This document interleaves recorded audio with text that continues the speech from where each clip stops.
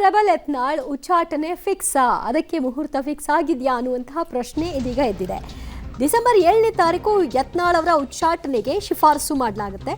Core committee ದಿನವೇ ಉಚ್ಚಾಟನೆಗೆ ಶಿಫಾರಸ್ ಆಗತ್ತಾ? ಹಾಗಾದ್ರೆ ಉಚ್ಚಾಟನೆ ಮಾಡಬೇಕು ಅನ್ನುವಂತಹ ಕೂಗಿದೆ. ಆದರೆ ಅಂತಹ ಕಠಿಣ ನಿರ್ಧಾರವನ್ನ ತೆಗೆದುಕೊಳ್ಳುತ್ತಾ ಹೈಕಮಾಂಡ್ ಕಠಿಣ ಕ್ರಮದ ಎಚ್ಚರಿಕೆಯನ್ನ ರವಾನಿಸಿದೆಯಂತೆ. ಈಗಾಗಲೇ ಕೇಂದ್ರ ನೋಟಿಸ್ಗೆ ಉತ್ತರ ಕೊಡೋದಕ್ಕೆ ಡಿಸೆಂಬರ್ 11ರ ಡೆಡ್ಲೈನ್ ಇದೆ.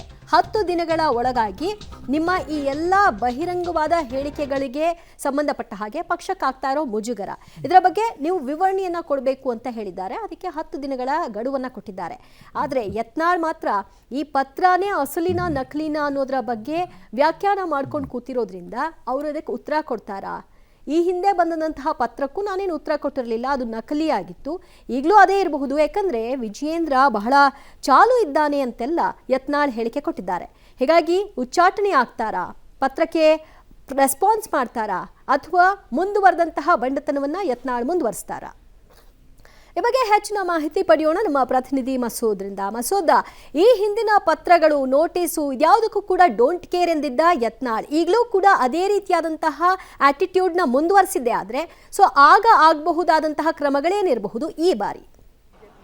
ಈಗಾಗಲೇ ಯತ್ನಾಳ್ ಅವರಿಗೆ ಶೋಕಾಸ್ ನೋಟಿಸ್ ಕೊಟ್ಟಿರುವಂಥದ್ದು. ಶೋಕಾಸ್ ನೋಟಿಸನ್ನು 10 ದಿನಗಳ ಒಳಗಡೆ ಸ್ಪಷ್ಟೀಕರಣ ಕೊಡಿ ಅನ್ನುವಂತಹ ತಾಕೀತನ್ನು ಮಾಡಲಾಗಿದೆ. ಈ ಮಧ್ಯೆ ಡಿಸೆಂಬರ್ 7ನೇ ತಾರೀಕು ಶನಿವಾರ ರಾಜ್ಯ ಬಿಜೆಪಿಯ ಕೋರ್ ಕಮಿಟಿ ಸಭೆ ಇದೆ. ಅವತ್ತಿನ ಸಭೆಯಲ್ಲೂ ಕೂಡ ಯತ್ನಾಳ್ ಅವರಿಗೆ ಮತ್ತೊಂದು ಶಾಕ್ ಕೊಡೋದಕ್ಕೂ ಕೂಡ ಒಳಗೊಳಗೆ ತಯಾರಿ ನಡೀತಾ ಇರುವಂಥದ್ದು. ಕೋರ್ ಕಮಿಟಿ ಸದಸ್ಯರ ಒಪ್ಪಿಗೆ ಪಡೆದು ಅವರ ಅಭಿಪ್ರಾಯಗಳನ್ನು ಪಡೆದು ಅವತ್ತಿನ ಸಭೆಯಲ್ಲಿ ಯತ್ನಾಳ್ ಅವರ ಉಚ್ಚಾಟನೆಗೆ ಶಿಫಾರಸ್ ಮಾಡಬೇಕು ಅನ್ನುವಂಥ ವಿಚಾರದಲ್ಲಿ ಚರ್ಚೆ ಆಗುತ್ತೆ, ಮಹತ್ವದ ಚರ್ಚೆ ಆಗುತ್ತೆ. ಯಡಿಯೂರಪ್ಪನವರು ಕೂಡ ಒಂದು ಸಭೆಯಲ್ಲಿ ಇರ್ತಾರೆ. ರಾಜ್ಯ ಬಿಜೆಪಿ ಉಸ್ತುವಾರಿ ರಾಧಾ ಮೋಹನ್ ದಾಸ್ ಅಗರ್ವಾಲ್ ಅವರು ಕೂಡ ಸಭೆಯಲ್ಲಿ ಇರ್ತಾರೆ. ಅವರ ಸಮ್ಮುಖದಲ್ಲೇ ಯತ್ನಾಳ್ ಉಚ್ಚಾಟನೆಗೆ ಒಂದು ಶಿಫಾರಸ್ ಮಾಡಬೇಕು ಅನ್ನುವಂಥ ಚರ್ಚೆ ನಡೆಯುತ್ತೆ ಅಂತ ಕೂಡ ಹೇಳಲಾಗ್ತಿದೆ.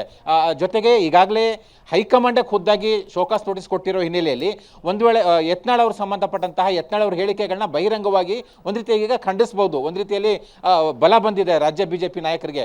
ಬಹಿರಂಗವಾಗಿ ಅದನ್ನ ಅವ್ರು ಮಾಡಿದ ಸರಿ ಇಲ್ಲ, ಹಾಗಾಗಿ ನೋಟಿಸ್ ಕೊಟ್ಟಿದೆ ಅಂತ ಇಷ್ಟು ದಿನಗಳವರೆಗೆ ಮಾತಾಡ್ತಿರ್ಲಿಲ್ಲ. ಈಗ ಹೈಕಮಾಂಡೇ ಗರಂ ಆಗಿರೋ ಹಿನ್ನೆಲೆಯಲ್ಲಿ ಆ ವಿಚಾರದಲ್ಲಿ ಬಹಿರಂಗವಾಗಿ ಮಾತಾಡುವ ಸಾಧ್ಯತೆ ಇದೆ. ಈಗ ಉಚ್ಚಾಟನೆಗೆ ಕಾರ್ಯಕರ್ತರು ಕೂಡ ಪಟ್ಟು ಹಿಡಿದಿದ್ದಾರೆ, ಬೇರೆ ಬೇರೆ ಹಂತದ ನಾಯಕರು ಕೂಡ ಪಟ್ಟು ಹಿಡಿದಿದ್ದಾರೆ. ಹಾಗಾಗಿ ಕೋರ್ ಕಮಿಟಿಯಲ್ಲಿ ಆ ಸಂಬಂಧಪಟ್ಟಂತೆ ಚರ್ಚೆ ಆಗುತ್ತೆ ಅಂತ ಕೂಡ ಹೇಳಲಾಗ್ತಿದೆ.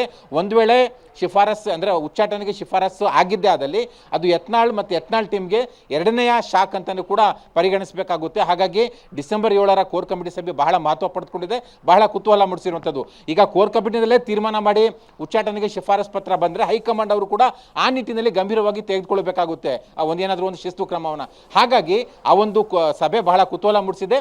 ಯತ್ನಾಳಿಗೆ ಶಾಕ್ ಆಗುತ್ತಾ, ಎರಡನೇ ಶಾಕ್ ಅನ್ನುವಂಥ ಚರ್ಚೆಯು ಕೂಡ ನಡೀತಾ ಇದೆ. ದಿವ್ಯಾ, ಥ್ಯಾಂಕ್ ಯು ಮಸೂದ್ ನಿಮ್ಮೆಲ್ಲ ಮಾಹಿತಿಗೆ.